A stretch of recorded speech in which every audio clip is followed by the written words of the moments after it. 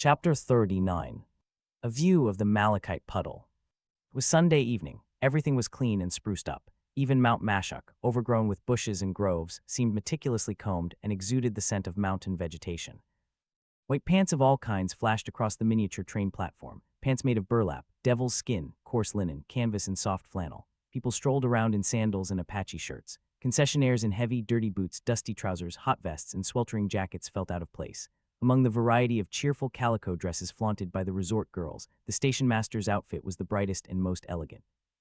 To the surprise of all the visitors, the station master was a woman. Auburn curls escaped from under a red cap with 2 silver stripes on the band. She wore a white uniform jacket and a white skirt.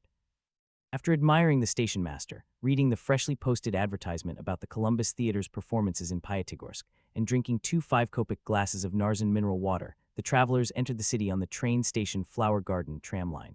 Admission to the Flower Garden cost them 10 kopecks.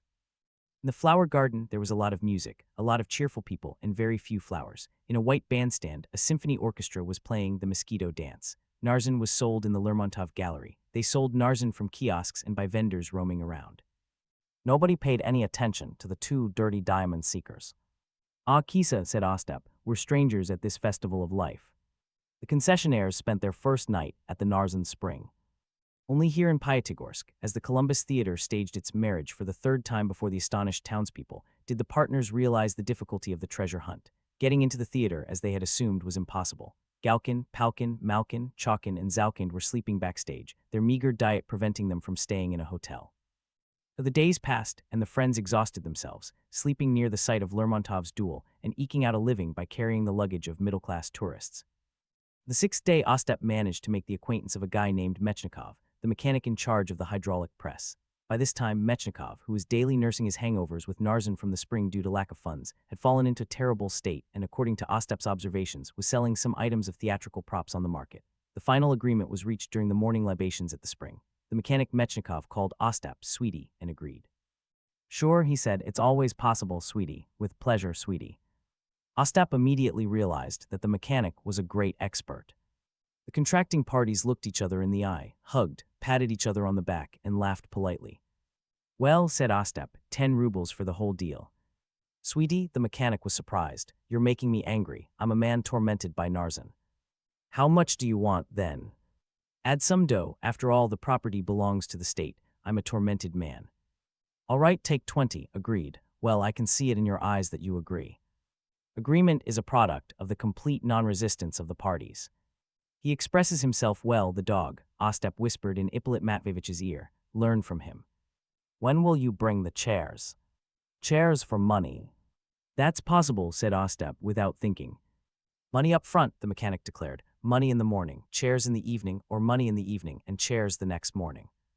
"Or maybe chairs today and money tomorrow," Ostap probed. "I'm a tormented man, sweetie. My soul doesn't accept such conditions."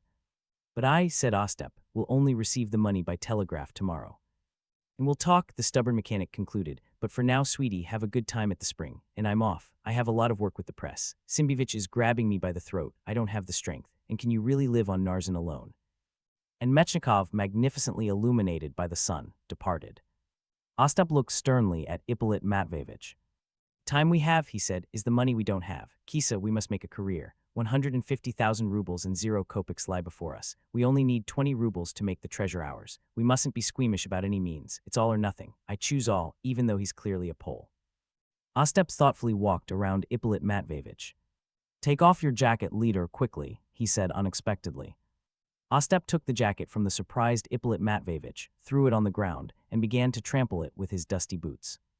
"What are you doing?" Vorobyaninov shouted. "I've been wearing this jacket for 15 years, and it's still like new."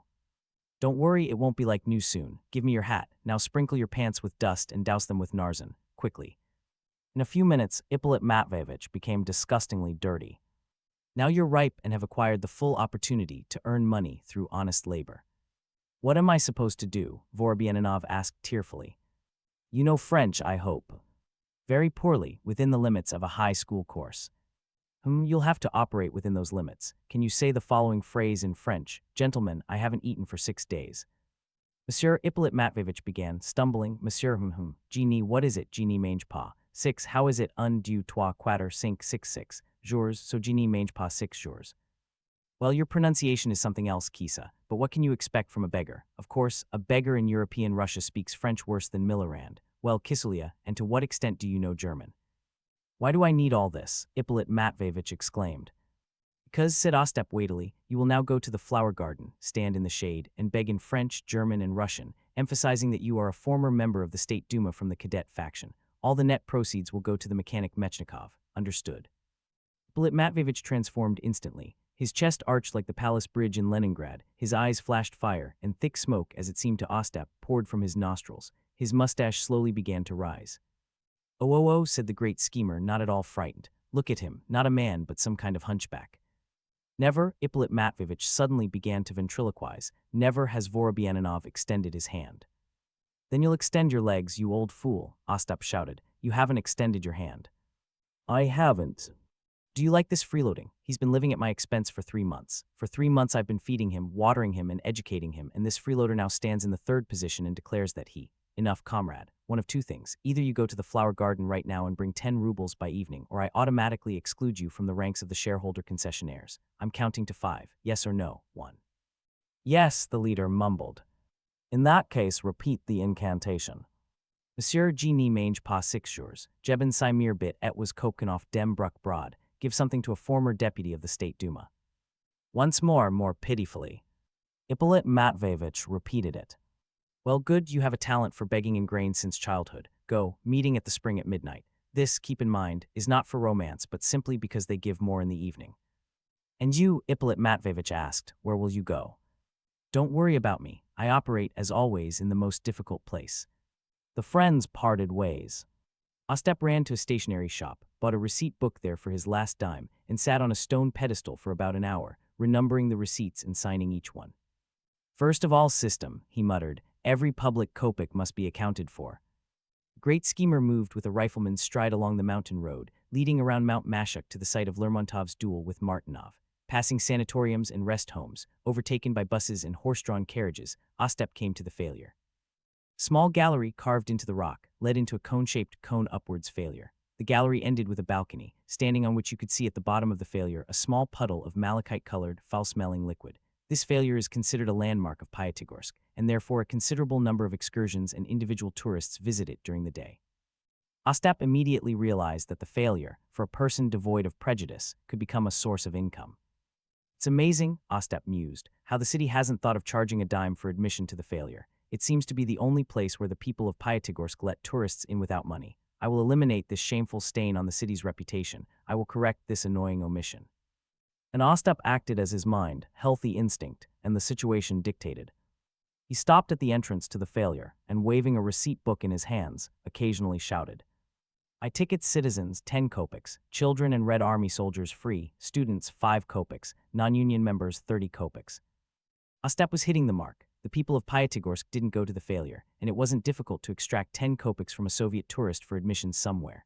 By about 5 o'clock, he had already collected about 6 rubles. Non-union members, of whom there were many in Pyatigorsk, helped. Everyone trustingly gave their dimes, and one rosy-cheeked tourist, seeing Ostap, said triumphantly to his wife, You see, Tanya, what I told you yesterday, and you said that you don't have to pay for admission to the failure. It can't be, right, comrade? Absolutely right, Ostap confirmed. It can't be that you don't have to pay for admission. Union members 10 kopecks, children and Red Army soldiers free, students 5 kopecks and non-union members 30 kopecks. Towards evening, an excursion of Kharkov policemen drove up to the failure in 2 carriages. Ostap was frightened and wanted to pretend to be an innocent tourist, but the policemen crowded around the great schemer so timidly that there was no way to retreat. Therefore, Ostap shouted in a rather firm voice, Union members 10 kopecks, but since representatives of the police can be equated to students and children, they pay 5 kopecks each.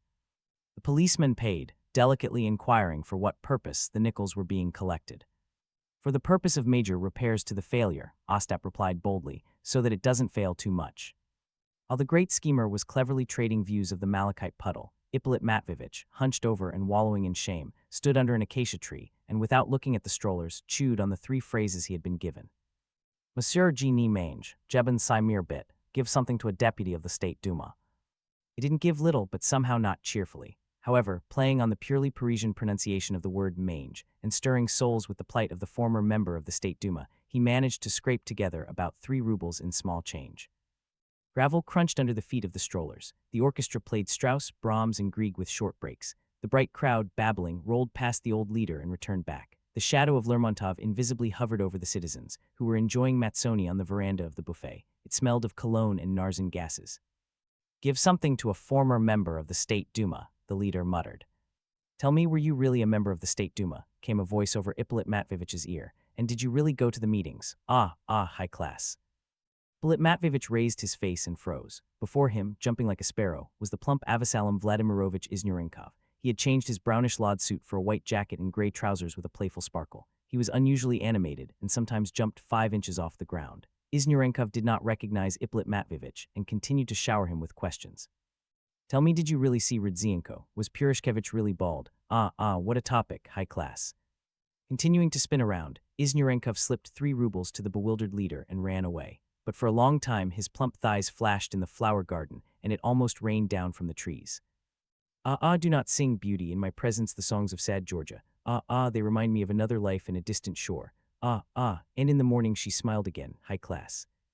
Ippolit Matveevich continued to stand, his eyes turned to the ground, and in vain he stood like that. He didn't see much. In the wonderful darkness of the Pyatigorsk night, Elechka Shukina walked along the park alleys, dragging behind her the submissive Ernest Pavlovich, who had reconciled with her. The trip to the Sour Waters was the last chord in the difficult struggle with the daughter of Vanderbilt. The proud American woman had recently set off in her own yacht to the Sandwich Islands for entertainment purposes. "Ho-ho," echoed in the night silence, famous earnestly a beauty.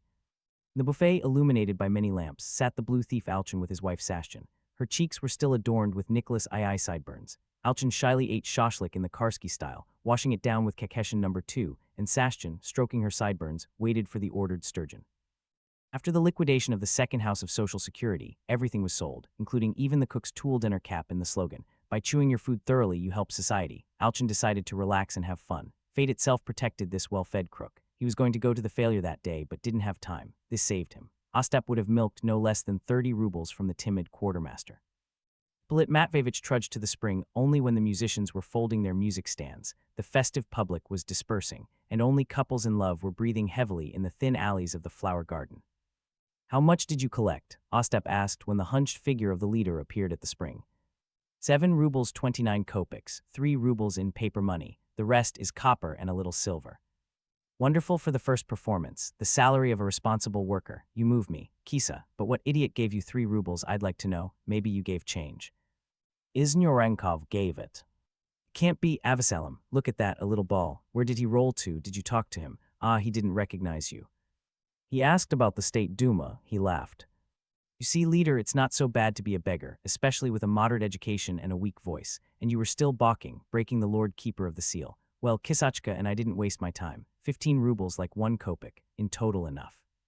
Next morning, the mechanic received the money and brought 2 chairs in the evening. According to him, it was impossible to take the 3rd chair. The sound design was playing cards on it.